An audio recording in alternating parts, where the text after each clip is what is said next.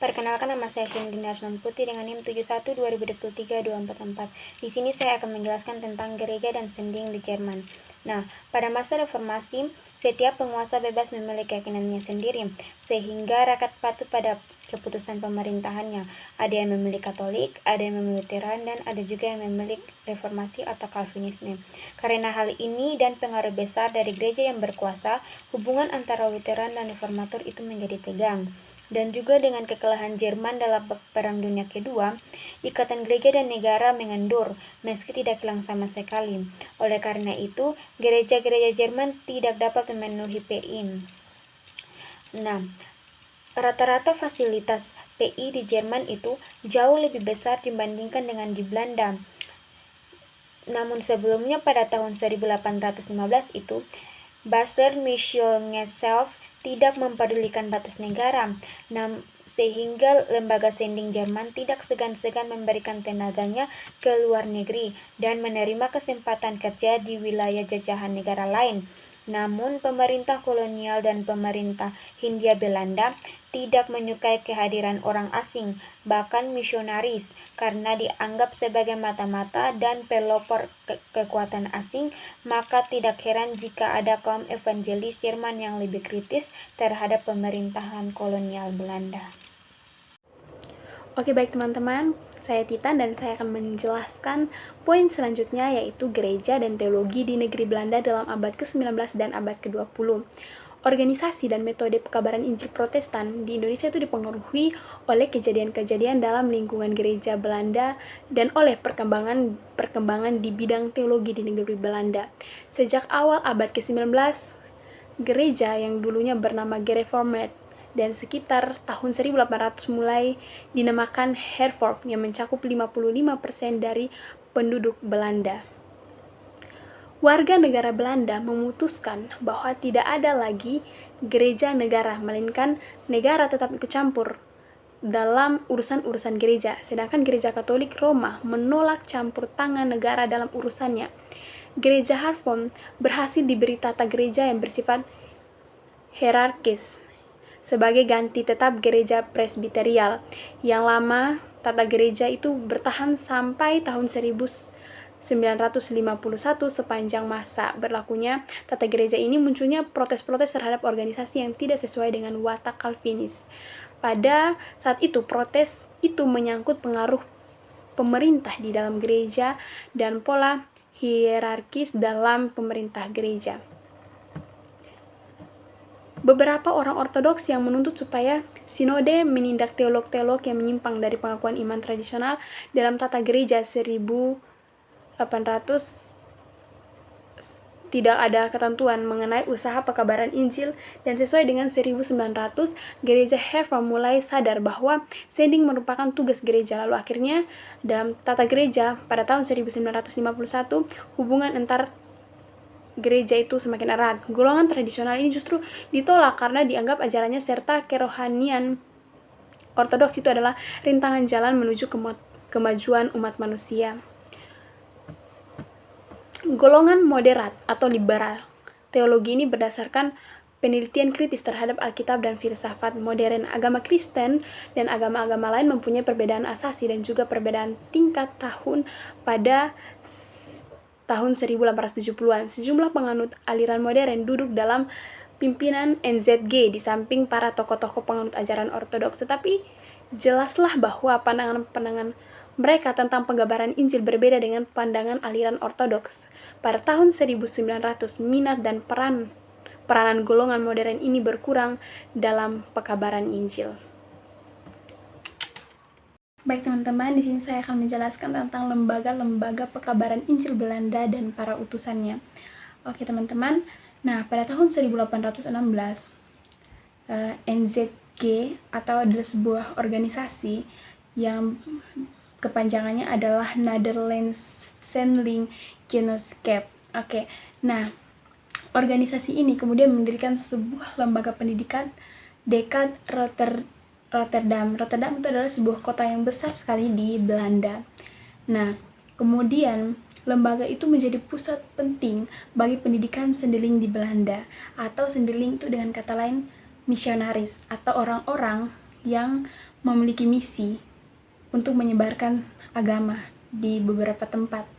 Nah, pendidikan ini dimulai dengan pengajaran langsung oleh pendeta selama 2 tahun dan diikuti dengan masa belajar di sekolah dan asrama NZG hingga tahun 1905. Selama perkembangannya durasi pendidikan mulai meningkat dari 3 tahun sampai 5 dengan 6 tahun. Nah, sendiling atau misionaris ini dikirim ke lapangan pelayanan pada usianya yang ke-25 tahun setelah menyelesaikan pendidikan di lembaga tadi. Tapi dalam perjalanannya NZG ini mengalami penurunan orang-orang yang mengikutinya. Kenapa? Karena beberapa dari pengurus NZG ini ikut dalam golongan modern, sehingga beberapa orang memilih untuk keluar dari NZG dan dari golongan modern itu mendirikan beberapa lembaga baru, yaitu adanya NZV, UZV, dan NGZV. Tetapi sebagian besar juga masih ada yang tetap tinggal di lembaga NZG.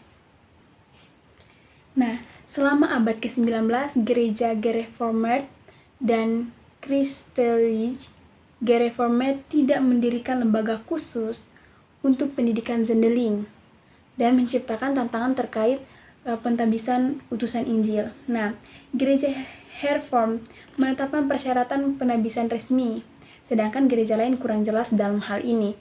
Nah, NZG dan UZV menabiskan utusan melalui negara, sementara NZV dan UZV membatasi pentabisan menjadi 3 tahun pada 1859. Nah, kerjasama di antara lembaga-lembaga sending di Belanda kurang intensif pada abad ke-19. Upaya lebih erat untuk berkolaborasi dengan muncul berkat dari Dr. J. W. Gunning, sekretaris UZV. Nah, pada tahun 1905, NZG, UZV, dan NZV menyatukan lembaga pendidikan dan mereka menjadi NZS yang kemudian berubah menjadi NZH dan SZC. Nah, dibentuk pada tahun 1913 yang melibatkan beberapa lembaga sending dengan Gunning menjadi direktur pertamanya, yang sekretaris tadi menjadi direktur pertama dari lembaga baru tersebut yang menjadi kumpulan dari beberapa lembaga. Nah, pada tahun 1906, Konsul Zending diangkat untuk mewakili semua badan sending di hadapan pemerintah Hindia Belanda dan memperluas kerjasama di Belanda. Sehingga pada tahun 1921 NZR atau Netherlands Sending Raad dibentuk sebagai Dewan Nasional cabang IMC atau Interkerkelijk Missionaris Convent. Pada tahun 1909, Zending Studi Raad didirikan untuk melakukan penelitian terkait sending. Nah, NBG Netherlands Genootschap juga memainkan peran penting dalam menyediakan ahli bahasa untuk menerjemahkan Alkitab. Seiring berjalannya waktu, kerjasama antara lembaga sending kemudian berkembang, meskipun perbedaan gereja tetap ada antara 1860 sampai 1930-an. Badan-badan sending ini bekerja bersama di Indonesia tanpa membawa pertikaian gereja Belanda menyerupai ordo-ordo kebiaraan dengan organisasi rapi dan fokus pada misi. Oke, di sini saya akan menjelaskan mengenai gereja Protestan di Hindia Belanda. Yang pertama adalah awal masuknya gereja Protestan di Hindia Belanda. Protestan pertama kali diperkenalkan di Hindia Belanda pada abad yang ke-16 seiring dengan kedatangan pedagang Belanda dan misionaris pada tahun 1605. Nah, kemudian Hendrik Brouwer membawa seorang pendeta Calvinis yang bernama Caspar van den Broek ke Banten. Nah, pada periode tersebut upaya penyebaran agama Protestan terfokus di daerah pesisir di pelabuhan Hindia Belanda. Yang kedua adalah wewenang masing-masing tokoh. Gereja Protestan di Hindia Belanda pada saat itu memiliki struktur organisasi yang terstruktur dengan wewenang yang terbagi antara berbagai entitas. Sinode gereja memiliki peran legislasi dan pengelolaan pendeta. Sementara pendeta dan majelis jemaat bertanggung jawab atas aspek rohani dan pemeliharaannya. Keanggotaan Badan Administrasi Gereja mengelola keuangan dan pemeliharaan bangunan gereja. Misionaris dan stasiun misionaris berkonsentrasi pada penyebaran ajaran dan pelayanan sosial. Hubungan dengan pemerintah kolonial menjadi tanggung jawab gereja dalam aspek politik dan pendidikan. Kongregasi ini dan jemaat lokal memegang keputusan dan partisipasi aktif dalam kehidupan gereja. Sekolah-sekolah Protestan didirikan oleh gereja untuk menyebarkan nilai-nilai agama Protestan. Penginjilan, konversi, dan pembimbingan rohani menjadi fokus bagi aktivitas keagamaan di tingkat lokal. Dengan demikian, struktur ini mencerminkan kerjasama dan spesialisasi dalam mendukung tujuan dan misi gereja Protestan di Hindia Belanda pada saat itu. Yang ketiga adalah pengembalaan anggota Eropa. Peran dan aktivitas para pengembala rohani atau pemimpin gereja Eropa yang berada di Hindia Belanda selama periode gereja Protestan. Pada masa gereja Protestan di Hindia Belanda, para pengembala rohani atau pemimpin gereja Eropa memainkan peran kunci dalam menyebarkan dan mempertahankan ajaran agama Protestan di wilayah tersebut. Mereka bertanggung jawab atas pelayanan rohani, pengajaran agama, dan pembinaan jemaat. Selain itu, mereka juga terlibat dalam pendidikan, kesehatan, dan pekerjaan sosial. Mereka berusaha mempengaruhi berbagai aspek kehidupan masyarakat sekitar pemimpin. Gereja ini seringkali menjadi perantara antara pemerintah kolonial Belanda dan komunitas lokal. Mereka berusaha menciptakan keseimbangan antara kepentingan kolonial dan nilai-nilai agama, yang meskipun terkadang konflik kepentingan bisa muncul. Secara keseluruhan, peran mereka mencakup aspek spiritual, sosial, dan pendidikan dalam upaya penyebaran agama Protestan dan pengaruh budaya Eropa di Hindia Belanda pada masa itu. Dan yang terakhir adalah pengembalaan anggota di Indonesia. Mula-mula para pendeta harus melayani anggota berbahasa Melayu pula. Untuk mereka ini ada kebaktian dalam bahasa Melayu di pelosok. Kebaktian ini dipimpin oleh guru-guru Jumat yang secara darurat diangkat dari tengah-tengah anggota yang berbahasa Melayu dan yang juga melakukan kegiatan lain di kalangan mereka. Tetapi keadaan ini tidak memuaskan bagi pendeta. Sulitlah untuk melayani dua golongan yang begitu berbeda-beda. Maka pengurus DPI terpaksa menyediakan tenaga khusus baik golongan berbahasa Melayu. Untuk itu diciptakan pangkat-pangkat baru yang telah disebutkan pendeta bantu yang secara resmi diresmikan sejak tahun 1867. Dan yang kedua adalah pendeta pribumi yang diresmikan juga pada tahun 1881 dan guru Jumat. Namun mereka ini tetap berada dalam kerangka sistem hierarkis sehingga bekerja di bawah pengawasan para pendeta. Pada masa gereja Protestan di Hindia Belanda, pengembalaan anggota di Indonesia melibatkan tugas-tugas pastoral dan pelayanan rohani yang dilakukan oleh para pemimpin gereja Protestan. Mereka bertanggung jawab atas pembinaan jemaat, pengajaran agama, dan pemimpin ibadah. Selain itu, mereka turut berkontribusi dalam pendidikan, pelayanan sosial, dan pemeliharaan moral di masyarakat. Para pengembala rohani tersebut memainkan peran penting dalam penyebaran ajaran gereja Protestan di Hindia Belanda. Mereka berinteraksi dengan berbagai kelompok masyarakat dan menjadi perantara antara otoritas kolonial Belanda dan komunitas lokal, yang meskipun ada upaya untuk mengenalkan nilai-nilai agama Protestan, namun mereka juga dihadapkan pada dinamika budaya dan sosial yang kompleks di Indonesia pada saat itu. Secara keseluruhan, pengembala anggota-anggota gereja Protestan di Hindia Belanda melibatkan upaya menyeluruh untuk mempengaruhi kehidupan masyarakat melalui dimensi rohani, pendidikan, dan kesejahteraan sosial. Teman-teman, perkenalkan nama saya Lita Marsyanda Talahatu dengan NIM 71203151. Di sini saya akan membahas tentang Gereja Maluku Selatan pada zaman VOC. Jadi VOC merupakan sebuah perusahaan perdagangan yang dimana mereka mempunyai tujuan yang sama dengan orang-orang Portugis sebelumnya, yaitu mereka ingin memonopoli hak tunggal untuk jual beli rempah-rempah. Untuk itu, VOC tidak perlu menjajah di seluruh Maluku, namun mereka cukup untuk menguasai daerah-daerah tertentu sehingga penguasa-penguasa serta penduduk dapat dipaksa mengakui monopoli tersebut. Tetapi pada saat ini orang-orang Portugis telah gagal dalam usaha mereka, tetapi VOC jauh lebih kuat daripada orang-orang Portugis. Dalam serentetan perang, daerah-daerah yang tidak bersedia mentaati perintah-perintah VOC akan dibuat tak berdaya. Untuk itu, orang-orang Kristen yang berada di Pulau Ambon Lease, mereka memberontak juga, tetapi mereka pun terpaksa takluk, karena produksi rempah-rempah dipusatkan di pulau-pulau tertentu yang dijadikan jajahan oleh bangsa Belanda. Untuk itu, Pulau Ambon Lease dan Kepulauan Banda, daerah-daerah yang tidak dijajah tetapi pohon-pohon cengkeh dan pohon-pohon pala dirusakkan oleh bangsa Belanda. Untuk itu,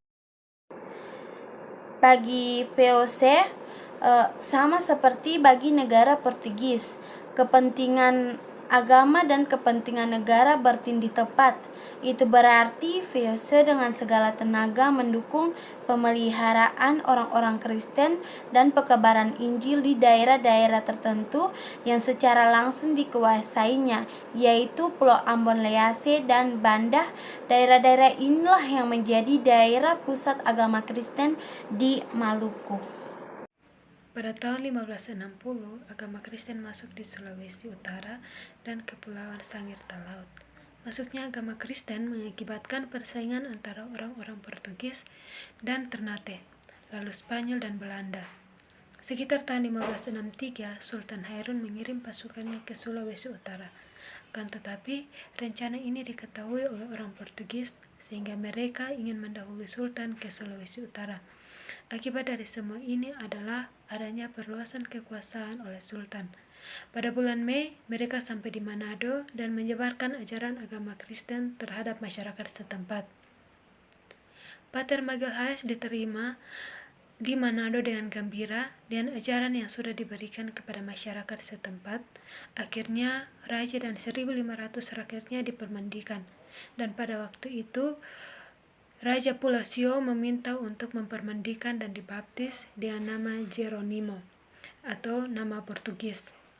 Kemudian Pater Magalhaes pergi ke daerah lain dan mengajarkan mereka tentang agama Kristen dan membaptis 2.000 orang lagi. Akan tetapi, seiring berjalannya waktu, masyarakat di sana menganggap bahwa pekerjaan mereka kurang bertanggung jawab, dikarenakan tidak ada misionaris yang berada di sana untuk menuntun mereka. Alasannya, baptisan hanya boleh dilayankan kalau ada kepastian bahwa orang-orang Kristen baru itu dibimbing terus-menerus. Raja Bolang dan penduduk Minahasa meminta Magalhaes untuk membaptis mereka, akan tetapi Magalhaes tidak bersedia untuk dianggap orang sebagai orang Kristen yang sesungguhnya. Perlu adanya pengajaran selama 30 tahun, kemudian para raja meminta untuk seorang misionaris berkunjung ke Minahasa, akan tetapi tidak ada persetujuan di Ternate.